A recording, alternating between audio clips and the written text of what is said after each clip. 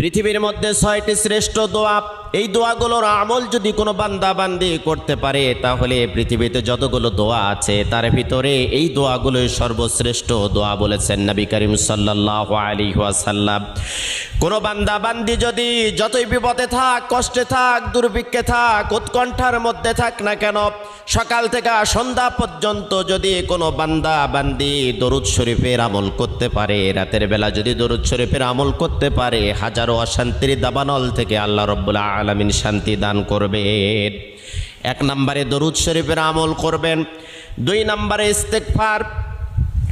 আপনার মুখটা এমন হয়ে যাবে আল্লাহ রাব্বুল আলামিনের কাছে দোয়া করার সাথে সাথে আপনার দোয়াটা কবুল হয়ে যাবে। সব সময়ের জন্য পড়বেন আস্তাগফিরুল্লাহ আল্লাযী লা ইলাহা ইল্লা হুয়াল হাইয়ুল কাইয়্যুম ওয়া আতুবু ইলাইহি।